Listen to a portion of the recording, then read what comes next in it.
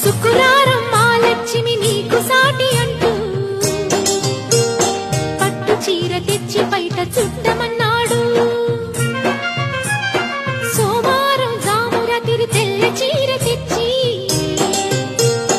మల్లె పూల కాపడాలు పెట్టమన్నాడు.